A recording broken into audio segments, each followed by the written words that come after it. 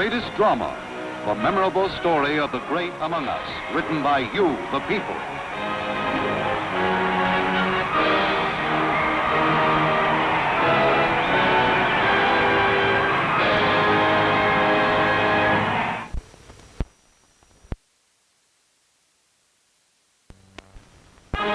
This chapter, The Black Beret, the story of Field Marshal Bernard Montgomery.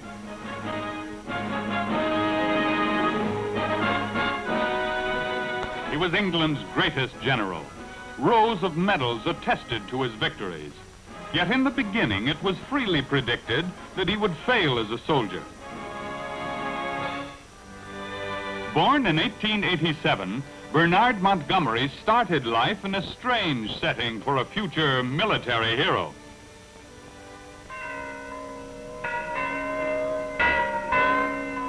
Religion was the greatest single influence in those early days. Montgomery's father was a bishop of the Church of England. He hoped his son would follow his example and become a churchman. But young Monty was rebellious, unwilling to follow anyone. One day, the bishop announced his son was entering the army.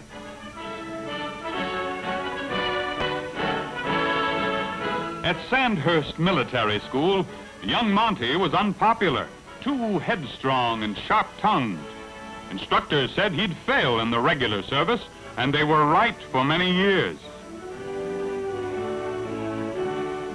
When the First World War began, Montgomery was only a lieutenant. On the Western Front, he was wounded and received a medal, but he was too opinionated to suit his superiors.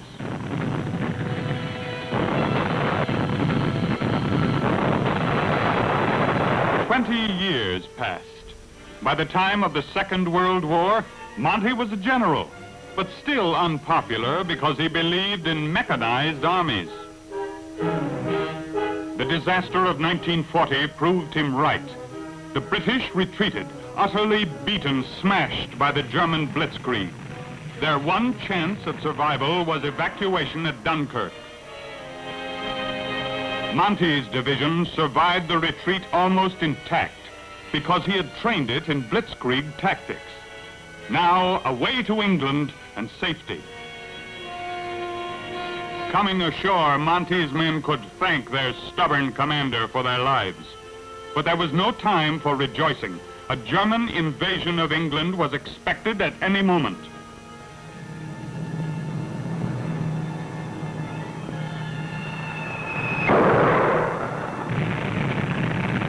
Montgomery's home was destroyed in a German air raid.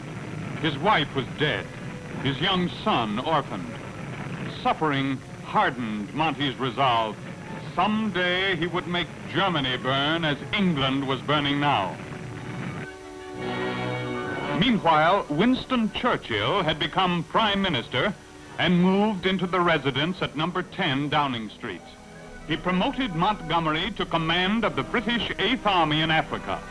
Monty flew to Egypt. The story of the Black Beret was about to begin in the sands of El Alamein.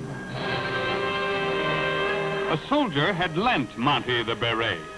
He kept it for luck and started preparations for an offensive against the Germans. His battle-weary troops complained. The enemy commander, Erwin Rommel, was a master of desert warfare. Did Montgomery, who knew nothing about the desert, seriously think he could defeat the desert fox? With supreme determination, Monty issued his battle order. We shall win here or die. As the tanks rolled out to take position for the battle, Monty's will to win was transmitted to the troops. The man in the Black Beret had given his soldiers new courage. They braced for the assault, which would begin at dawn.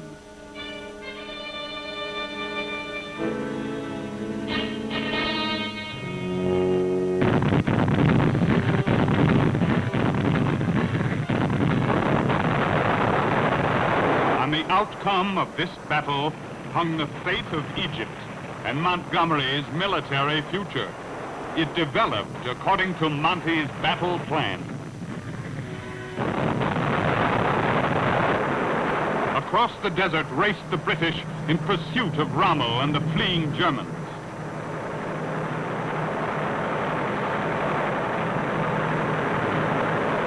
Hundreds of German tanks were destroyed by Monty's planes. Field Marshal Rommel, the tank expert, was beaten at his own specialty. Enemy towns and strongholds were taken by the British in their swift advance. As the pursuit continued, thousands of German troops were taken prisoner.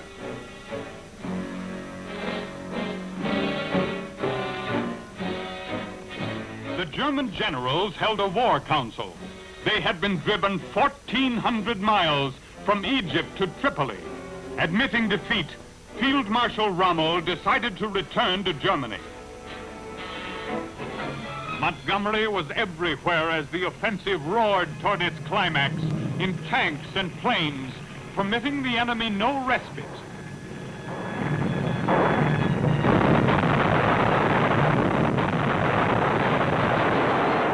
Finally, the triumphant link-up of British and American forces in Tunisia. From El Alamein, Montgomery had led the 8th Army to the conquest of Africa.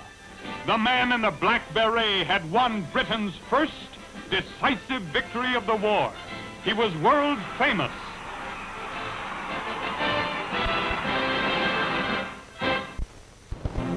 Italy, 1943. For the man in the Black Beret, a period of reverses. His troops, after the victories in Africa and Sicily, were bogged down in the Italian hills. The tank crews did their best, but the ground was not suited for mobile warfare. Progress was slow and painful.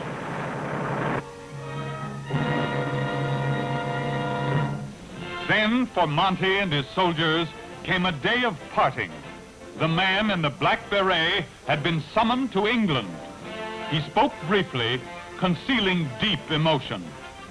With these troops, he had won glory. Now, goodbye. In England, responding to admiring crowds, the battle-hardened commander developed a new personality. He became friendly, smiled, and joked, and developed a talent for public speaking. Why is it that today the tide has turned and we are beating the Germans and coming towards the final climax of the war? I'll tell you why it is. It's because we've got far the best equipment and we've got far the best men. And women too. Far the best. Then to work planning the invasion of France. There were differences of opinion between Monty and Eisenhower, but in the end, they reached agreement. The plan called for a great thrust across the English Channel by British and American armies. Monty commanded all ground forces on D-Day.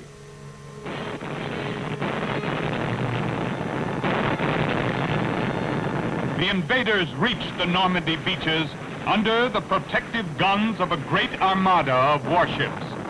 Rushing to stop them, the Germans manned their Atlantic wall defenses and the crucial battle began.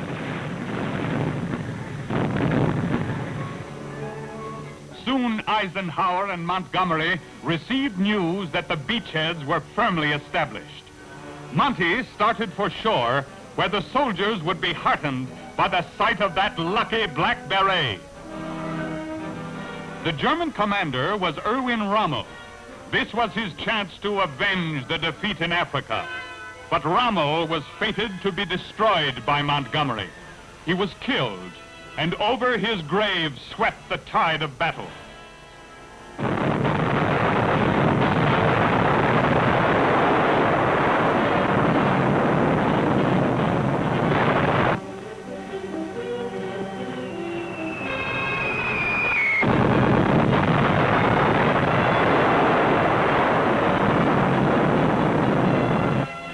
The German grip on France was broken.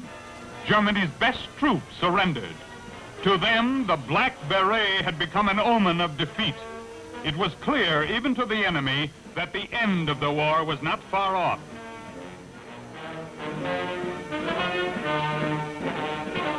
Now Eisenhower took direct command of all Allied forces. The man in the Black Beret was left with 2 British armies.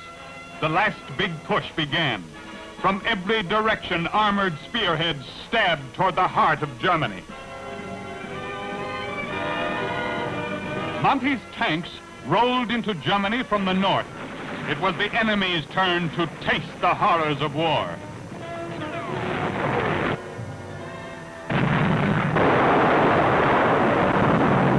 Germany collapsed, defeated everywhere. In the first week of May 1945, the German High Command offered unconditional surrender to Montgomery. It was a fitting climax to his career. The German command agrees to the surrender of all German armed forces in Holland, in northwest Germany, including the Frisian Islands and Heligoland and all other islands, in Schleswig-Holstein and in Denmark, to the Commander-in-Chief, 21st Army Group. The swastika had been conquered by the Black Beret.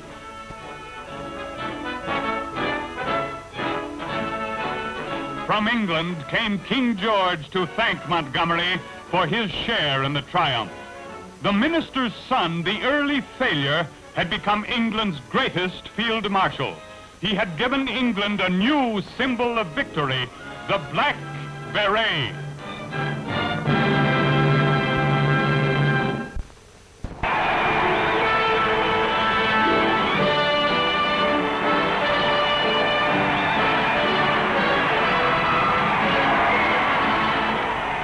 Be with us again next week at this time, when the greatest drama, true film biographies of the great among us, again comes your way.